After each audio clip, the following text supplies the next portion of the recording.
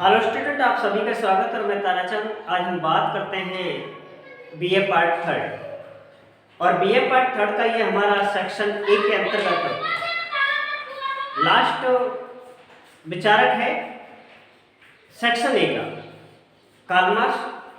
और Karl Marx के महत्वपूर्ण प्रश्नों के बारे में आज हम चर्चा करते हैं। जहाँ तक अब तक इन्हीं प्रश्नों के अंतर्गत आपको पेपर के अंतर्गत मिले हैं और मिलेंगे लगभग।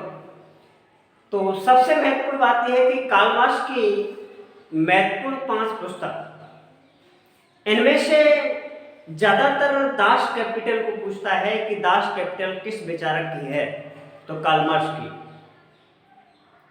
बाद में दूसरी जो पुस्तक है कम्युनिस्ट मैनिफेस्टो का उल्लेख किसने किया है, कार्ल मार्क्स ने। और कम्युनिस्ट मैनिफेस्टो का अर्थ है साम्यवादी घोषणा पत्र।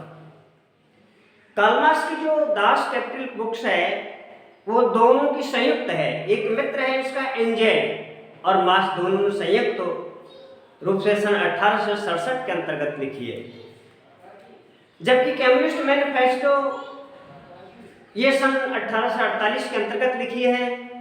ये दो महत्वपूर्ण पुस्तक है, अर्थात दास कैपिटल जो साम्यवाद का बाइबल कहा जाता है, और उसके बाद में कम्युनिस्ट मैनिफेस्टो जो साम्यवादी घोषणा पत्र है।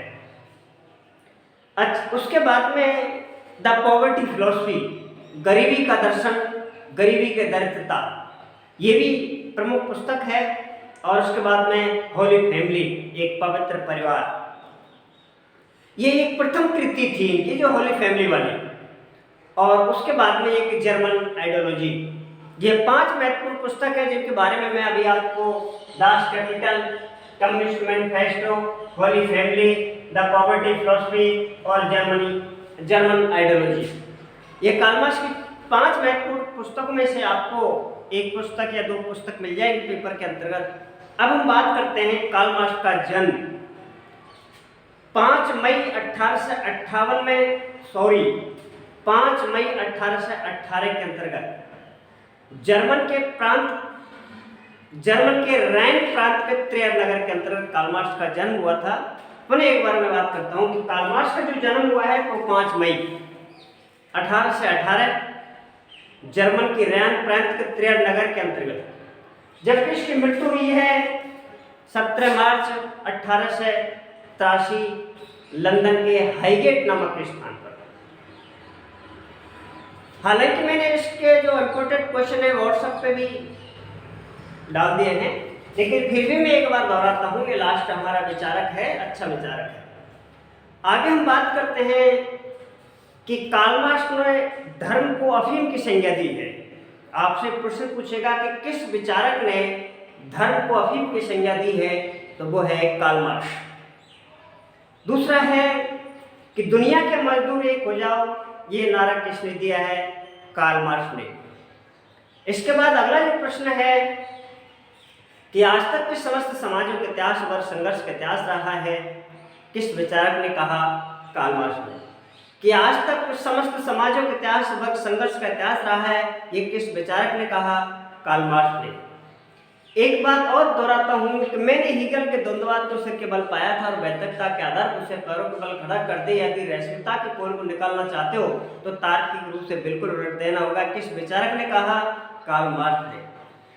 लेकिन आज तक के समस्त समाजों के इतिहास व संघर्ष का इतिहास रहा है, कार्ल मार्क्स ने तो कहा था। किस पुस्तक में कहा है, कम्युनिस्ट मैनिफेस्टो में, साम्यवादी घोषणा पत्र में। और ये जो लाइन है कि मैंने हीगल के द्वंद्ववाद को सिर के बल पाया था और भौतिकता के आधार पर उसे पैरों के बल खड़ा कर दिया। यदि रैशनता के पोल को निकालना चाहते हो तो तार्किक रूप से बिल्कुल उलट देना। ये किस विचारक ने कहा, कार्ल मार्क्स ने। किस पुस्तक में कहा, दास कैपिटल। बाद में बात करते हैं कि कार्ल मार्क्स ने समाज को 2 वर्गों में विभाजित किया है, अर्थात कार्ल मार्क्स ने समाज में कितने वर्ग बतलाए हैं, वो 2 वर्ग हैं। एक है सर्वहारा वर्ग और दूसरा है बुर्जुआ वर्ग। यहाँ वर्गों की अगर श्रेणी देखी जाए तो शोषक वर्ग और शोषित वर्ग, उच्च वर्ग और निम्न वर्ग, श्रमिक वर्ग और पूंजीपति वर्ग। अर्थात तो सर्वहारा वर्ग जो सभी जगह मिलता हो, जो केवल श्रम पर आश्रित रहता है, जो श्रम करके अपना जीवन यापन करता है, उसे हम कहते हैं श्रमिक वर्ग। श्रमिक वर्ग साधनहीन होता है, उनका स्वामित्व पर कोई अधिकार नहीं होता, केवल उसका शरीर होता है और उस शरीर को बेच करके, मेहनत करके अपना जीवन यापन करता है, जिनकी मजदूरी भी न्यूनतम होती है। इधर पूंजीपतियों की बात करते हैं, जो बुजुर्ग वर्ग है वो साधन संपन्न स्वामित्व का मालिक होता है। बाद में कार्ल मार्क्स ने समाज में दो वर्ग बतलाए, एक तो है सर्वहारा वर्ग और दूसरा है बुजुर्ग वर्ग। बुजुर्ग वर्ग उच्च वर्ग है और सर्वहारा वर्ग निम्न वर्ग है। कार्ल मार्क्स ने समाज में वर्ग का जो आधार माना है वो आर्थिक है, कि जिन लोगों की आर्थिक स्थिति एक जैसी है, ऐसे व्यक्तियों को समूह को हम वर्ग कहते हैं। वर्ग की अगला जो प्रश्न है, वर्ग का जो महत्वपूर्ण विशेषता है वो है वर्ग चेतना। अर्थात एक समान आर्थिक जीवन जीने वाले व्यक्तियों के समूह को हम वर्ग की संज्ञा देते हैं। वर्ग भौतिक होता है और वर्ग वस्तुपरक होता है, वर्ग अनिवार्य है, वर्ग अर्जित परिस्थिति है, वर्ग में जन्म का महत्व नहीं, वर्ग में उतार चढ़ाव है, वर्ग में उपवर्ग पाए जाते हैं। ये वर्ग की प्रमुख विशेषताएं थी। लेकिन सभी विशेषताओं के अंतर्गत एक महत्वपूर्ण जो विशेषता मार्क्स ने बतलाई है कि वर्ग चेतना। और वर्ग चेतना है अर्थात एक वर्ग के अंतर्गत आने वाले व्यक्ति अपने आप में इस बात का महसूस करते हैं कि हम किस श्रेणी के अंतर्गत हैं, अमीर हैं, गरीब हैं या मध्यम में हैं। इस बात को अपने आप में एक व्यक्ति एहसास करता है, महसूस करता है, उसको हम कहते हैं वर्ग चेतना। और ये व्यक्ति के अंतर्गत पाई जाती है। हर व्यक्ति अपने आप में महसूस करता है कि मैं अन्य की तुलना में किस श्रेणी के अंतर्गत हूं, यही वर्ग चेतना। और बाद में हम बात करते हैं कि दुनिया के मजदूर एक हो। किसने नारा दिया? कार्ल मार्क्स ने। कार्ल मार्क्स को हम दुनिया का महान विचारक या श्रमिक वर्ग का पितामह है, महान श्रमिक वर्ग का पितामह है कार्ल मार्क्स, श्रमिक वर्ग का मसीहा कार्ल मार्क्स। और अब हम बात करते हैं एक तरफ कार्ल मार्क्स और हीगल। तो यहाँ पर द्वंद्व की जो अवधारणा बात करते हैं कि सर्वप्रथम द्वंद्व की अवधारणा किसने दी? फिक्टे ने द्वंद्व की तीन अवस्थाएं बतलाई, बात, प्रतिवाद और संवाद। लेकिन फिक्टे ने यह स्पष्ट नहीं किया कि द्वंद्व किस में होता है, केवल द्वंद्व की अवधारणा दी। और यहाँ पर द्वंद्व का अर्थ होता है वाद विवाद करना, तर्क वितर्क करना, तर्क वितर्क के द्वारा निश्चित यथार्थ पर पहुँचना या सत्यता का पता लगाना ही द्वंद्व है। सामान्य भाषा में हम द्वंद्व को कहते हैं आपस में बहस करना, अर्थात किसी वस्तु या विषय पर जब दो व्यक्ति आपस में बहस करते हैं तो हम उसे द्वंद्व की संज्ञा देते हैं। द्वंद्व की अवधारणा सबसे पहले फिक्टे ने दी और द्वंद्व की तीन अवस्थाएं फिक्टे ने भी बतलाई थी, लेकिन बाद में हीगल ने द्वंद्व को अपना लिया। हीगल ने द्वंद्व की अवधारणा दी और हीगल द्वंद्व की तीन अवस्थाएं बतलाते हैं। उसके बाद में हीगल का जो विचार, द्वंद्व का जो आधार है वह है विचार, वो काल्पनिक है, विवेक में है, मस्तिष्क है और आदर्शवादी। जब हम बात करते हैं हीगल की बात कार्ल मार्क्स की, तो कार्ल मार्क्स ने द्वंद्व की अवधारणा किससे ग्रहण की? हीगल से।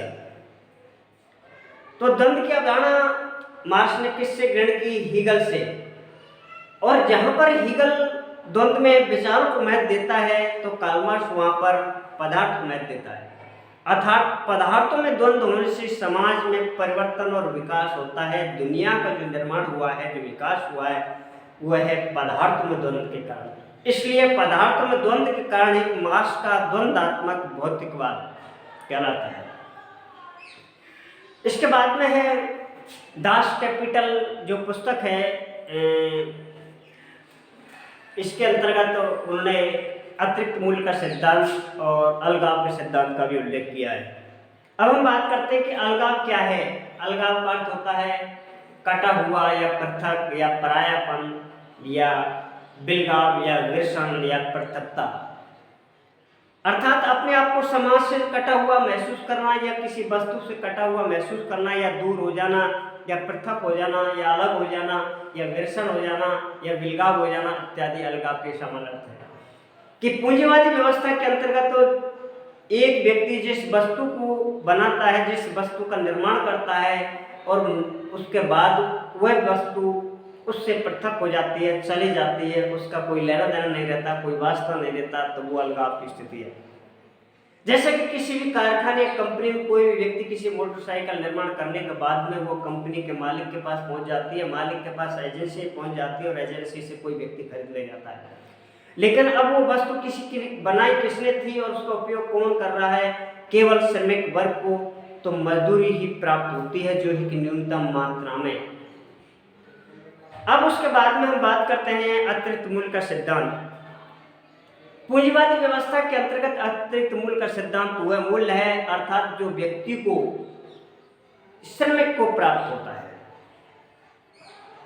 अतिरिक्त मूल्य वह मूल्य है जो दोनों मूल्यों के बीच का अंतर है, अर्थात वास्तविक मूल्य और प्राप्त किए गए मूल्य के बीच में जो अंतर है वो है हमारे लिए अतिरिक्त मूल्य। कोई वस्तु 50 रुपये में बन करके तैयार होती है, ये हमारा उसका वास्तविक मूल्य है, लेकिन वो वस्तु पूंजीपति के पास जाने के बाद वो 70 रुपये की बेचती है, तो उनका जो बीच का 20 रुपये का जो अंतर है वो है अतिरिक्त मूल्य। ये अतिरिक्त मूल्य मार्क्स के अनुसार श्रमिक वर्ग को जाना चाहिए, श्रमिक का अधिकार होता है, लेकिन इस अतिरिक्त मूल्य को श्रमिक ना लेकर पूंजीपति हड़पता है। बाद में मार्क्स ने ऐतिहासिक द्वंद्ववाद का भी उल्लेख किया है कि इतिहास के अंतर्गत भी द्वंद्व है। और इसके बाद में फिर हम बात करते हैं कि कार्ल मार्क्स ने समाज को 5 भागों में, 5 युगों में विभाजित किया है, और वो हैं, एक तो है आदिम युग, दूसरा है दास युग, तीसरा है सामंतवादी युग और चौथा है पूंजीवादी युग और 5वां है साम्यवादी या समाजवादी युग। हालांकि समाजवादी युग आया नहीं, कार्ल मार्क्स ने इसकी घोषणा की थी। अब हम बात करते हैं कि कार्ल मार्क्स की 2 आलोचनाएं, वर्ग की 2 आलोचनाएं, कि कार्ल मार्क्स समाज में 2 वर्ग बतलाए थे। एक निराधार गलत है कि समाज में 3 वर्ग हैं, अर्थात एक मध्यम वर्ग और पाया जाता है।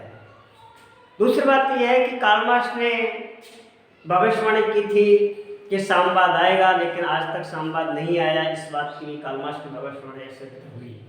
और तीसरा है कि कार्ल मार्क्स ने ये नारा दिया था कि दुनिया का मजदूर एक हो जाओ और तुम क्रांति कर दो और ये समाज समान ऊंच नीच की जो भावना है वो समाप्त हो जाएगी, सभी समान स्तर पर आ जाएंगे। लेकिन ऐसा भी संभव नहीं हुआ कि कभी भी मजदूर वर्ग क्रांति नहीं कर सकता, क्रांति पूंजीपति के द्वारा ही की जाती है। आगे